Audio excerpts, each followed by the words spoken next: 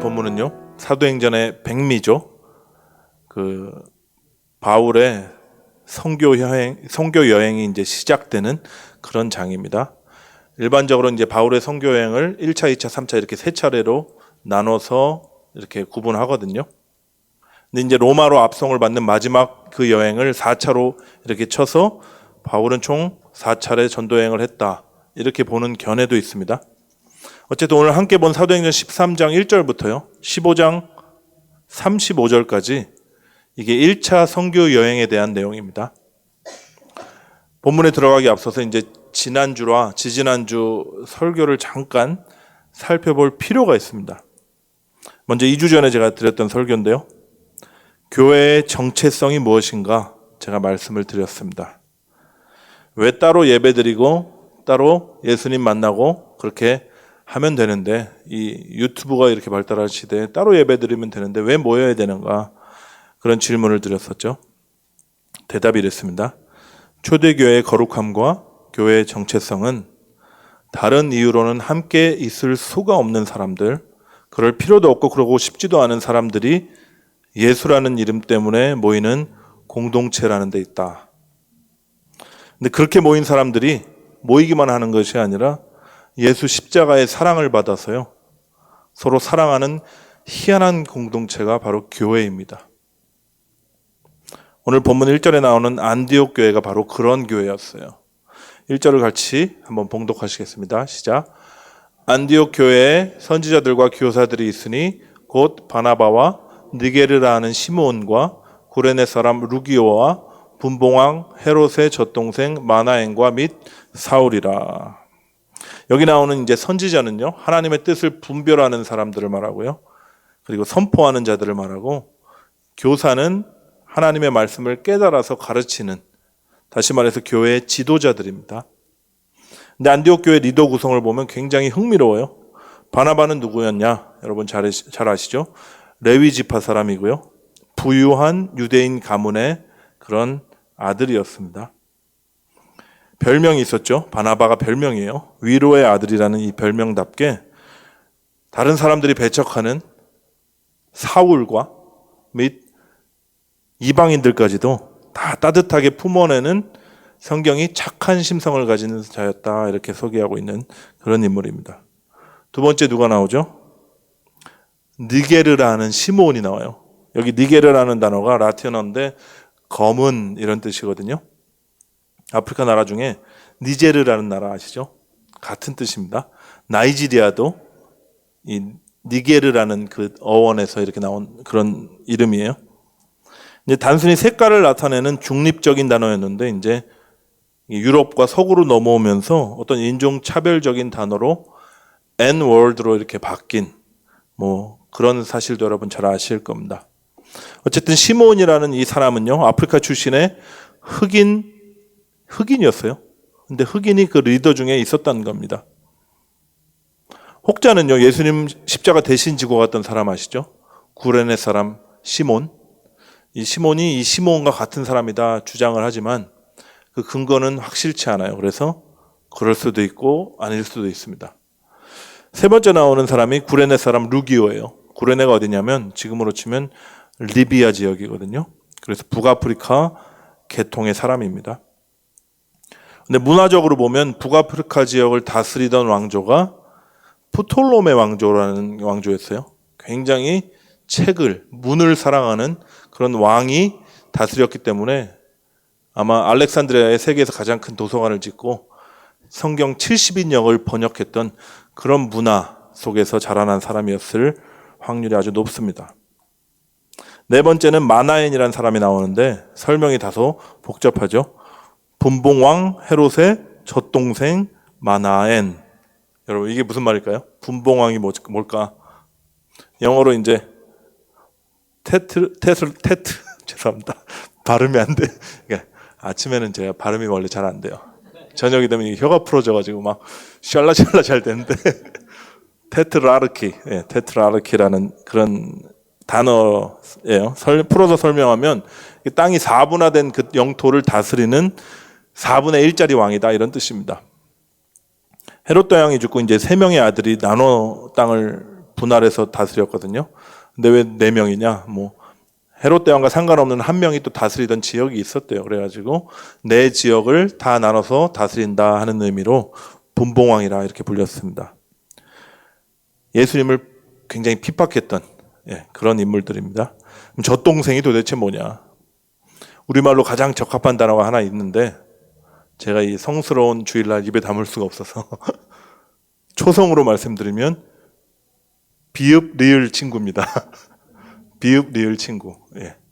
뭐 아시는 분은 고개를 잘 끄덕끄덕 하시고, 빨가벗고 다니던 시절부터 함께 자란 그런 친구를 일컫는 말이 젖동생이다 이렇게 생각하시면 됩니다. 다시 말해서 만화에는 엄청 지위가 높은 사람이었어요. 왕족 아니면 귀족이었을 겁니다. 그 이름이 이제 위로자라는 뜻을 가지고 있거든요. 아마도 바나바처럼 마음이 따뜻한 사람의 소유자였을 거예요. 마지막은 오늘의 주인공 사울입니다. 여러분 아시죠? 바리새인 출신이고 교회를 핍박했던 박해자, 전직 박해자입니다.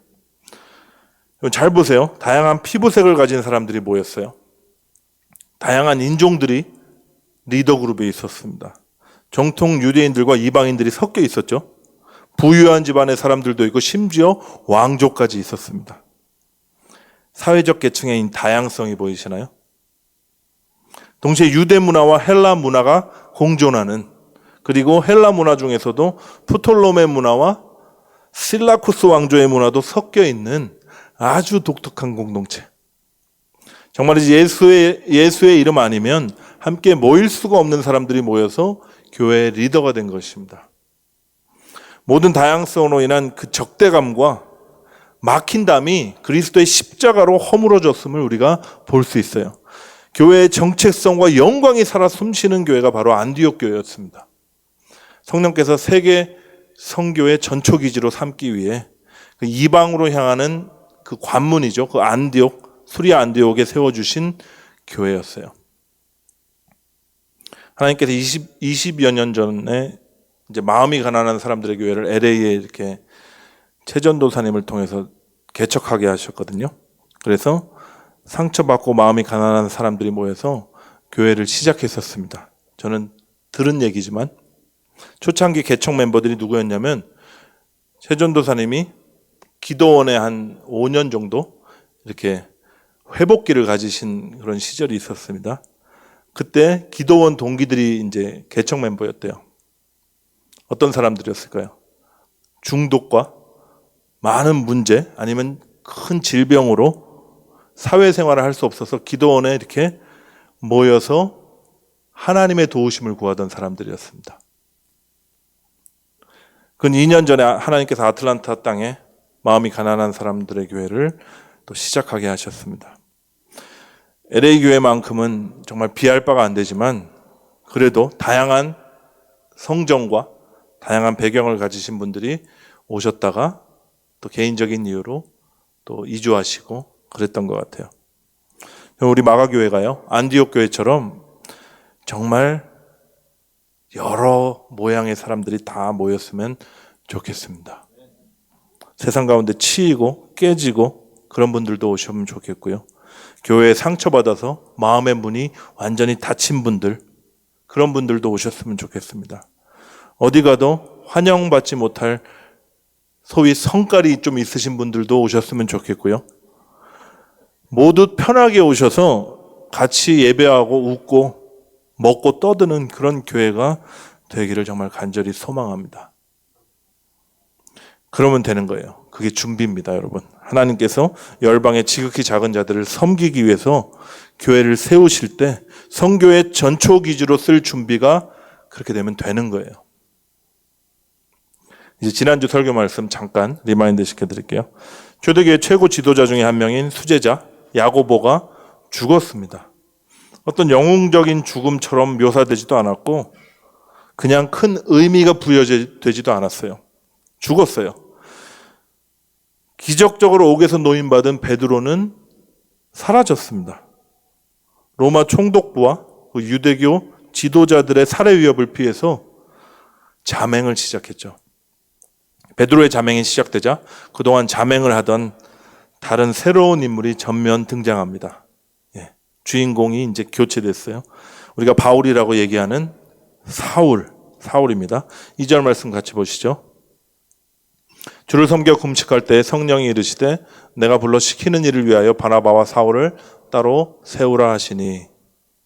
여러분, 베드로에게서 이제 사역의 주도권이, 선교의 주도권이 바울로 넘어가는 장면입니다. 동시에 이방인을 향한 어떤 해외 선교가 본격적으로 시작되는 장면이에요. 그동안도 간헐적으로 이방인 선교가 있었죠. 빌립이 사마리아 지역에 이제 복음을 전했고요. 또 고넬료 집안에 베드로가 찾아가서 하나님의 말씀을 전했습니다. 그리고 지난주 봤나요? 무명의 전도자들에 의해서 안디옥 선교가 시작됐어요. 근데 잘 보면 이런 선교 활동들은요, 스데반의 순교와 박해에 의해 흩어진 그 기독교인들, 유대 기독교인들에 의해서 복음이 자연 발생적으로 이렇게 확산된 경우입니다. 근데 안디옥 교회의 선교는요, 성령의 명확한 지시가 있었어요. 그리고 교회의 공식적인 파송이 있었습니다. 최초의 조직적인 해외 선교가 시작된 것입니다. 특별히 안디옥 교회에서 어떻게 선교가 시작되었나 우리가 살펴볼 필요가 있는데요. 아까 13장 2절 말씀 보면 주를 섬겨 금식할 때 이렇게 나오죠. 여기 섬겨라고 번역된 단어가 원어를 보니까 예배하다 이런 단어예요. 예배하다, 제사장직 봉사를 하다, 이때도 쓰이는 단어입니다. 금식은 또 어떤 의미인가요? 여러분, 밥 굶으면 그 금식인가요? 네, 성경에서 얘기하는 금식은 굶식이 아닙니다. 굶식이 아니라 나의 그 욕망을, 나의 생각을, 나의 계획을, 나의 비전까지 다 내려놓고 온전히 비워진 상태로 하나님의 뜻을 구하는 거예요.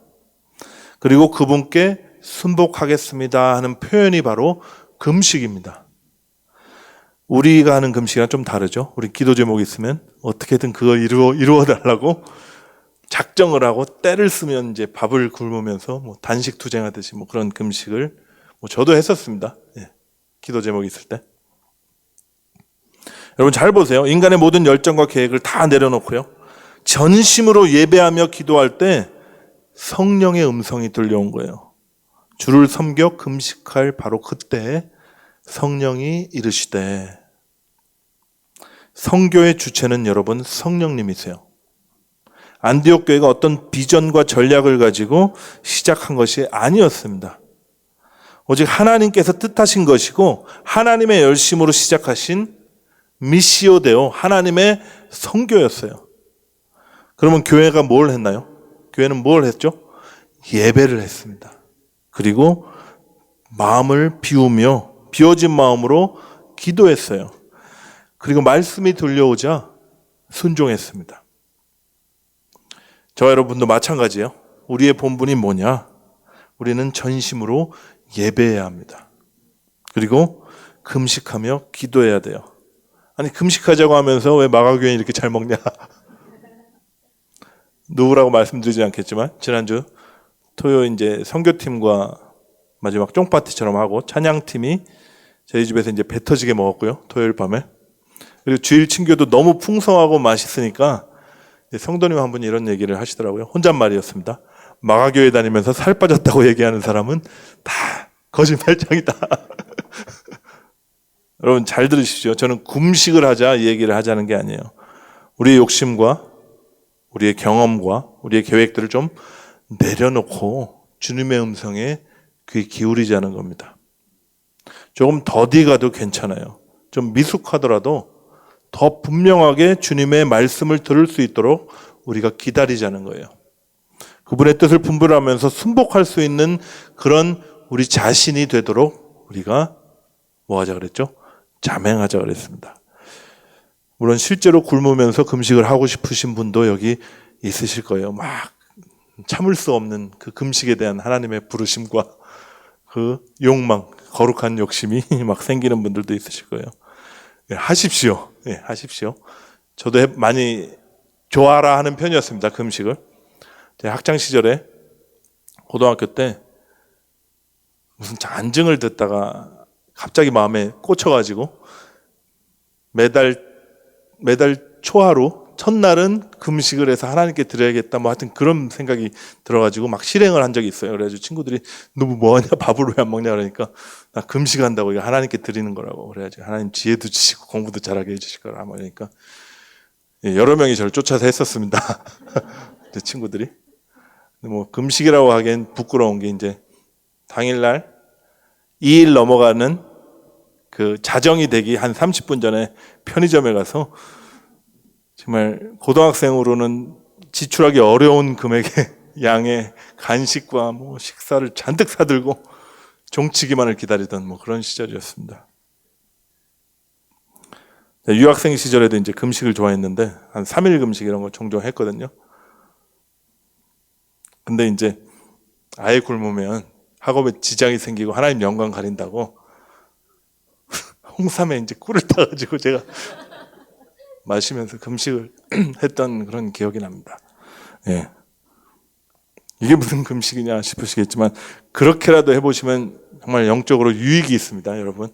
예, 홍삼의 꿀 금식 한번 해보시기를 이 시간 권면드립니다. 자꾸 딴 길로 새는 것 같은데 다시 본문으로 돌아가 보죠. 성령께서 교회의 이제 최고 지도자인 바나바와 신예 루키 바울을 따로 세우라고 이제 그래서 파송하라고 이렇게 명령을 하십니다. 교회는 이에 순종해서 두 사람에게 안수를 하여 선교사로 파송하고요. 3절에 보니까 이에 금식하며 기도하고 두 사람에게 안수하여 보내니라. 여러분 겉으로 보면 이제 교회가 파송한 것 같죠. 근데 다음 구절을 보면 두 사람이 성령의 보내심을 받아 파송을 받았다 이렇게 나와요. 두 사람이 성령의 보내심을 받았다. 수동태예요. 여러분 보십시오. 사람은 철저히 수동태가 돼야 됩니다. 사람의 열심도 계획도 아니었어요. 성령의 주권적인 역사로 그들이 파송된 겁니다. 다시 강조드릴게요. 하나님의 선교예요. 선교지에서 11년 있다가 온 사람이 얘기하는 거니까 여러분 믿으십시오. 선교는 하나님의 선교입니다. 주체는 오직 하나님이시고 우리는 그분의 사역에 살짝 숟가락 얹듯이 동참해서 하나님의 그 하시는 놀라운 일들을 누리면서 그분을 예배하는 게 선교예요. 사도행전을 읽는 우리의 관점이 바뀌어야 됩니다. 우리는 그동안 얼마나 이 위대한 바울에 집중해 왔냐고요. 바울을 봐라. 그의 헌신과 죽음도 불사하는 그의 열정을 봐라. 이런 얘기도 많이 들었어요. 바울 가방끈도 길고 학식이 많았기 때문에 하나님 선택하셔서 그 많은 성경을 쓰게 하셨을 거다. 병든 사람도 벌떡벌떡 일으키고 뱀을 집어도 죽지 않는 이 바울 대단하다. 근데 여러분 잘 보세요. 말로는 바울 본받자고 해놓고 은연중에 이런 생각이 있습니다. 나는 어차피 바울의 발가락 떼도 안 되는 그런 사람이니까 나는 그냥 이렇게 살아도 돼. 바울의 위대함을 얘기함으로써요. 나는 바울이 간 그 길을 슬쩍 외면하려는 심산입니다. 여러분 바울이 어떤 길을 갔나요? 우리는 자꾸 그가 이룬 업적이 대단하기 때문에 결과만을 가지고 그의 삶을 해석하려고 그래요. 열방에 복음이 전해지고 수많은 성경이 쓰여지고 번역되고 지금까지 나에게까지 와서 나를 구원시킨 그 위대함이 바울로부터 비롯됐다고 착각하기 때문입니다. 여러분 아니에요. 우리가 사도행전을 통해서 얻어야 될 통찰이 뭐냐면 위대한 바울을 보라가 아니라 위대하신 하나님을 보라입니다. 사람들이 얼마나 눈에 보이는 것을 좋아라 하는지 몰라요. 부끄러운 얘기지만 제가 선교보고를 하러 이제 미국이나 한국에 오면 그런 얘기를 많이 하세요. 그게 인사입니다. 선교사님 대단하세요. 어떻게 이렇게 오지로 가셔가지고 저 미국에서 하던 거 다 포기하고 오지로 들어가셨나요? 제가 늘 이렇게 대답했어요. 저 같은 놈이라 그러는지 기억은 안 나지만 저 같은 걸 아프리카까지 보내셔서 어떻게든 사람 만들어서 쓰시려고 하는 하나님이 대단하십니다. 제가 겸손한 척하려고 하는 게 아니라 진짜 제 고백이었습니다. 여러분 사도행전에 사람의 위대성은 없어요. 위대한 바울도 없고 위대한 베드로도 없고 위대한 바나바도 없습니다. 사람의 헌신, 목숨까지 아끼는 열정, 사람의 능력, 지혜가 아니라 우리는 하나님의 열심을 봐야 돼요. 하나님의 능력, 하나님의 지혜, 그분의 뜻에 주목해야 됩니다. 그리고 무엇보다 이 모든 것 통해서 찬란하게 빛나는 하나님의 영광을 우리가 바라봐야 돼요. 복음이 전해지는 방식은요, 사도들의 위대성이 아니었어요. 그들의 고난과 깨어짐에 있었습니다. 우리는 앞으로 이 관점을 가지고 이제 바울의 전도여행, 선교여행을 같이 볼 거예요. 사도행전에 나오는 어떤 이적들과 어떤 집단적인 회심, 그런 기사를 읽잖아요. 그러면 우리 생각에는 복음이 어떤 승리와 환희로 확장된 것 같지만 실상은 깨어짐과 죽음의 길, 다시 말해 사도들이 따라간 예수 십자가의 길을 통해서 열방으로 퍼져나갔습니다. 고린도전서에 나온 바울의 고백을 보세요. 좀 길지만 제가 읽을게요. 내가 생각하건대 하나님이 사도인 우리를 죽이기로 작정된 자같이 끄트머리에 두셨음에 우리는 세계 곧 천사와 사람에게 구경거리가 되었노라.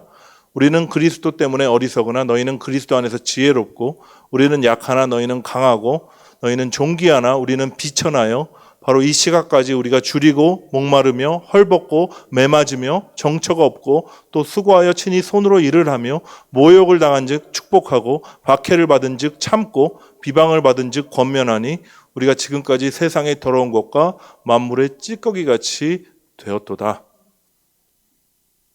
여러분, 이 말씀을 읽으면 승리의 환희가 느껴지시나요? 아니면 깨어짐과 자아의 죽음이 느껴지시나요? 하나님께서 사도들을 죽이기로 작정한 것처럼 끄트머리에 두셨대요. 이 표현을 이해하기 위해서 제가 읽은 책 내용을 조금 소개하겠습니다. 로마 시대 때 전쟁에서 승리하면 전쟁을 승리로 이끈 장군과 그 군대들이 개선 행진을 했습니다. 맨 앞에 당연히 지휘관이 섰고 말을 타고 멋지게 들어오고요. 신복들과 부하들과 졸개들이 따라옵니다. 제일 끄트머리에 뭐가 있었냐면 전리품이 따라왔대요. 그 전리품 중에 적국에서 빼앗은 금은 보화, 아주 그런 것들도 있었지만 전쟁 포로들이 묶여서 끌려왔답니다. 이렇게 온 로마 시민들의 구경거리와 조롱거리가 된 거예요. 그렇게 끌려가면 바로 처형되거나 아니면 노예로 팔려가는 것이죠. 지금 바울이 자신의 처지가 이렇다는 겁니다. 얼마나 수치스럽고 얼마나 고통스러운 길을 걷고 있는지 자신의 심정을 끄트머리에 두셨다 하는 말로 표현하고 있는 거예요. 여러분, 이게 우리 주님 걸어가신 십자가의 길입니다. 고통받고 외면당하고 욕먹고 온갖 수치를 당하셨던 거예요. 왜요? 사랑 때문에요. 여러분, 이게 하나님께서 복음을 열방 가운데 전하시는 그분의 방식이에요. 오랜 고통을 감수하면서 내가 죽어서 남이 살아나는 그 사랑에 사도들과 저와 여러분을 초청하고 계신 겁니다. 여러분, 예수를 믿는다는 것, 주님을 따른다는 것, 복음을 살아낸다는 것이 여러분 만만한 게 아니에요. 우리 힘으로는 도저히 갈 수 없는 그 길을 가라고 하시는 겁니다. 그래서 같이 가시겠다고 하시는 거예요. 수고하고 무거운 짐진 자들아 다 내게로 오라. 내가 너희를 쉬게 하리라. 나는 마음이 온유하고 겸손하니 나의 멍에를 메고 내게 배워라. 지금 예수님께서 저와 여러분을 묶어 가시겠다는 겁니다. 그래야 우리가 이 좁은 길, 십자가의 길을 완주할 수 있으니까요. 때로 넘어지겠죠. 묶여가는 인생, 떠밀려가는 인생인 것 같지만 자꾸 상황과 환경이 나를 옥죄어 오면 마음이 다운됩니다. 무기력하게 느껴지고 또 마치 주님이 침묵하시고 계신 것처럼 나 혼자 내버려 두신 것처럼 그렇게 느껴질 때가 왕왕 와요. 우리 마음은요, 우리가 항상 예수의 죽음을 몸에 짊어진다 이렇게 당당하게 말했던 바울처럼 살고 싶은데 용기도 없고 도망가고 싶고 그럴 때가 많습니다. 그래서 5절에 마가 요한이라는 사람이 등장하는 게 얼마나 다행인지 몰라요. 살라미에 이르러 하나님의 말씀을 유대인의 여러 회당에서 전할세 요한을 수행원으로 두었더라 이렇게 나오죠. 바나바와 바울, 사울이 이제 떠났지만 수행원으로 마가 요한을 데려갔습니다. 이 요한에 대해서 짧게 설명을 드리면 마가 요한, 제가 이렇게 불렀듯이 이름이 두 개예요. 왜 이름이 두 개냐? 유대식 이름이 요한이고요. 로마식 이름이 마가입니다. 마가. 그래서 둘 다 사용한 거예요. 여러분 중에도 뭐 한국 이름, 미국 이름 둘 다 사용하시는 분 계시죠? 동일합니다. 어쨌든 요한은 예루살렘 출신의 부유한 가정에서 태어났던 것 같아요. 그리고 예수님을 따라다녔던 제자들 중 한 명이었습니다. 마가복음 14장에 보면 예수께서 잡히시던 밤에 겟세마네 동산에서 이렇게 덮고 있던 홑 이불을 벗어 던지고 나체로 도망하던 청년이 바로 이 요한이라고 추정됩니다. 이런 모습을 보면 아마 겁이 많았던 사람인 것 같고 또 연약한 면모가 다소 있지 않은 그런 남자가 아니었나, 젊은이가 아니었나 싶습니다. 예수님께서 유월절 만찬을 한 장소 아시죠? 그리고 오순절 성령이 임했던 그 다락방, 이름이 뭐죠? 마가의 다락방이라고 부르는데 이게 바로 마가 요한의 어머니 마리아의 집에 있던 겁니다. 베드로가 옥에서 나와서 막 달려갔던 것도 바로 이 집이죠. 또 흥미로운 건 이 마가 요한이 초대교회 지도자였던 최고 지도자였던 바나바의 사촌이에요. 네, 친족입니다. 친족. 예수님 살아생전에 12제자처럼 예수님을 친히 뵙고 쫓아다니면서 그분과 함께 했던 사람이에요. 가장 중요한 사건 때 장소를 제공했던 그 어머니 마리아도 상당한 믿음의 소유자였을 겁니다. 믿음의 어머니를 둔 사람이고 또 초대교회 최고 지도자인 바나바를 친족으로 두고 있고 본인도 복음에 대한 열정이 있어서 바울의 1차 전도 여행을 수행원으로 따라갔던 그 마가 요한인데 오늘 본문 13절에 보니까 선교 여행에서 낙오됩니다.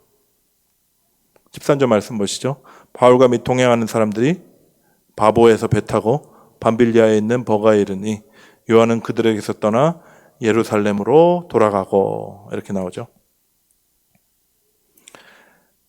담담하게 묘사가 되지만 그 같이 갔던 바울이 대노를 하는 거 보면 아마 야밤 도주를 했을지도 모릅니다.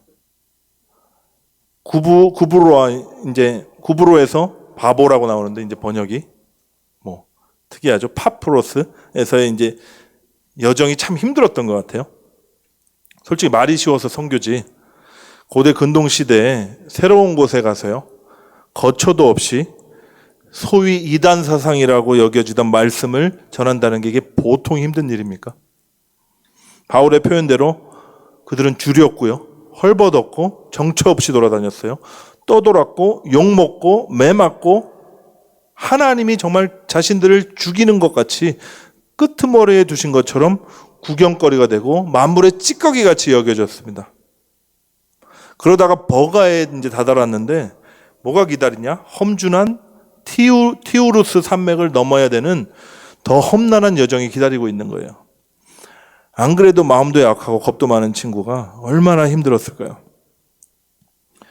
야밤 도주를 했던 아니면 나는 떠나겠다고 큰 소리치고 나왔던 하여튼 고향으로 내려갔어요. 잘 아시듯이 제가 말씀드렸듯이 바울에게 완전히 찍혀버립니다. 그 이후에 2차 전도행 때 이 마가 요한을 바나바가 다시 데리고 가자 그러거든요. 이 일로 바나바랑 바울이 대판 싸우고요. 완전히 결별해서 따로 전도여행을 가는 그런 결과의 원인을 제공합니다. 인생에 있어서 고개도 참아 들 수 없을 흑역사를 쓰게 된 거예요. 근데 저는 이런 마가 요한을 보니까 안심이 되더라고요. 왜냐면 저도 겁이 좀 많은 편이거든요. 네, 편한 거 좋아하고 또 쉬운 길 있으면 쉬운 길로 가고 싶고 그런 게 접니다. 근데 성경에서 바울이나 베드로 같은 사람만 나오면 얼마나 이제 낙심이 되나요? 근데 마가 요한 같은 사람도 있어야죠. 여러분 우리 편에서는 이제 실패로 보이는데 이 아픈 경험이요. 마가 요한을 깨뜨리고 부서뜨려서요. 훗날 마가복음의 저자가 되는 결정적인 밑거름이 되었다고 저는 믿어요. 생각해 보세요. 열정을 가지고 따라갔던 선교 여행에서 완전한 실패자의 모습으로 돌아왔으니까 얼마나 괴로웠겠습니까? 또 바울이 얼마나 화를 냈겠어요, 떠날 때. 자괴감에 치를 떨었을 것이고 부끄러움에 자다가도 이불을 팍 차고 벌떡 일어나는 일도 있었을 거예요. 근데 이 어둠의 터널, 이 수치의 시간 동안 뭐가 다 깨져버리냐면 자기 열심이 깨지고요. 자기 의의와 사역에 대한 욕심도, 그리고 그동안 가지고 있던 최고 지도자의 측근이라는 자부심까지 다 산산조각 났을 겁니다. 이제는 정말 성령에 이끌려 하나님의 선교에 동참할 준비가 된 것이죠. 2차 전도여행 때 바나바와 함께 다시 구브로에 가서 사역을 하게 돼요. 바나바는 정말이지 참 착했던 것 같아요. 사촌이 아주 죽을 써놨으면 더 창피할 법도 한데 이 바나바는 이 마가 요한을 품어줍니다. 그리고 그를 사역 가운데 다시 세워요. 그 이후에 마가 요한이 어떻게 되냐면 베드로의 통역관 역할을 충실하게 수행합니다. 베드로전서에 보니까 베드로가 마가를 내 아들이다 이렇게 부를 정도로 아주 아껴요. 결국 그는 베드로에게 들은 그 수많은 예수님에 대한 생생한 증언들을 기록해서 최초의 복음서죠. 마가복음의 저자가 됩니다. 여러분, 제가 질문을 할게요. 나의 모든 것을 주님께 다 내려놓고 모든 주도권을 성령께 맡기시기가 혹시 겁이 나시나요? 솔직하게 대답해 주셔서 감사합니다. 나를 막 오지로 끌고 다니면서 모진 고난과 고통을 당하게 하시지는 않을까? 나 하나면 괜찮겠는데 애들은 또 어떻게 하냐? 나는 그런 걸 도저히 감당할 수 없는 사람이다 싶으신가요? 여러분, 괜찮아요. 마가 요한도 저와 여러분과 같은 성정의 사람이었습니다. 나를 찾아오셔서, 자신을 찾아오셔서 구원하신 그 은혜가 너무 감사해서 생명의 복음을 전하는 여정에 올랐지만 힘들고 무서워서 포기해버린, 도망가버린 그런 그를 주님 나무라지 않으셨어요. 오히려 실패를 통해서 그를 깨뜨리시고 연단하셨습니다. 종국에는 모든 복음서들의 기초 자료가 되는 마가복음을 집필하게 하셨어요. 여러분, 우리의 실패나 부끄러움도요, 심지어 죄의 유혹에 취약한 우리의 연약함까지도 주님의 손에 올려지잖아요. 그러면 나를 깨뜨리고 새롭게 빚으시는 주님의 도구가 됩니다. 생명의 복음이 확장되는 놀라운 역사의 재료로 삼아주세요. 그래서 우리는 안심하고 주님께 맡길 수가 있는 겁니다. 바로 소명받아 선교지로 나가라는 얘기 아니고요. 뭘 하면 되냐? 주님 앞에 나와서 정말 우리의 마음을 다 쏟아놓고 전심으로 여러분 예배하십시오. 그리고 나의 욕심과 내 어떤 바램을 자꾸 하나님께 구하는 것 이제 좀 내려놓고요. 내 계획과 비전, 이렇게 돼야 되고 저렇게 돼야 되고 이런 것도 좀 비워내고, 이게 금식이라고 그랬죠. 그렇게 기도하면 되는 거예요. 그러면 주님의 말씀이 들려옵니다. 그리고 불완전하더라도, 연약하고 부족하더라도 그 말씀 붙들고 순종의 걸음을 뛰게 해주세요. 제가 지난주 2026년 자맹을 하자고 제안했죠. 우리가 정말 작은 판때기 하나 타고요, 서바이브 하기도 힘든데 눈곱만큼 깨달은 진리를 떠들어대기에는요, 이 시대는 그렇게 호락호락하지가 않습니다. 우리를 삼킬 듯이 몰려오는 파도가 있고 모진 바람과 폭풍을 견뎌낼 수가 없어요. 생존을 위해서 허덕이다가 시간 다 허비합니다. 그래서 우리는 어디로 내려가자고요? 수면 밑으로 내려가자고 그랬어요. 마지막 때 우리를 대적하는 그 사단의 공격과 또 우리를 넘어뜨리려는 세상의 유혹과 이 박해 속에서 흔들리지 않으려면요, 말씀과 기도로 주님께 깊이 닻을 내려야 됩니다. 말씀과 기도, 예배와 금식, 그리고 성령 안에서 성도 간에 누리는 교제를 통해서 우리가 더 깊이 그리스도를 알아야 돼요. 그리고 그분과 연합하고 성령의 사람이 되어야 됩니다. 사랑의 사람, 섬김의 사람으로 우리가 굳어져 나가야 돼요. 그때 비로소 우리가 그리스도의 십자가의 길을 따를 수가 있는 겁니다. 내가 죽어서 남을 살리는 길. 말이 쉽지. 나를 모욕하고 핍박하는 사람들과 세상을 대적하는 것이 아니라 우리 주님처럼 사랑과 용서로 그들을 끌어안을 수 있는 그런 사람이 돼야 되는 거예요. 내년부터 1월 첫째 주부터 성경 통독반을 시작합니다. 네. 제 마음 같아서는 다 들어오시면 좋겠어요. 그러면 이제 본당에서 해야겠죠. 1년간 창세기부터 계시록까지 함께 읽어 나가면서 그 말씀 속에 감추어진 보화를 캐낼 거예요. 목요 찬양 기도회 계속될 겁니다. 여러분 많이 오셔서 뜨겁게 기도하면서 성령의 은혜와 그 만지심을 누리셨으면 좋겠어요. 토요 아침 기도회 이제 한 달 반 쉬어서 지금은 참 편하다 하고 있는데 1월에 다시 시작합니다. 그래서 토요 아침 기도회는 침묵 가운데 우리가 주님께 깊이 나아갈 거예요. 그래서 주님이 얼마나 선하시고 아름다우신 분이신지 우리가 누리게 될 겁니다. 그리고 그 이후에 성경 공부 아직 계획 중이지만 시작하게 되면 그것도 알려드릴게요. 목장 모임 통해서 서로 사랑하며 섬기는 삶이 우리의 실제 삶이 되도록 여러분 힘쓸 겁니다. 우리가 함께 이 길을 행하고 또 걸어 나가는 것이 제가 제안한 자맹이에요. 저기 잠자코 가만히 있으란 얘기가 아니라 우리 같이 깊숙이 예수 그리스도의 그 놀라운 진리 안에 닻을 내리고 말씀을 묵상하며 하나님을 알아가는, 그 말씀이 우리를 굳은 사람으로, 용기 있는 사람으로 우리를 빚어가시는, 믿음의 사람으로 빚어가시는 그 일들을 함께 경험했으면 좋겠습니다. 우리 함께 찬양하시고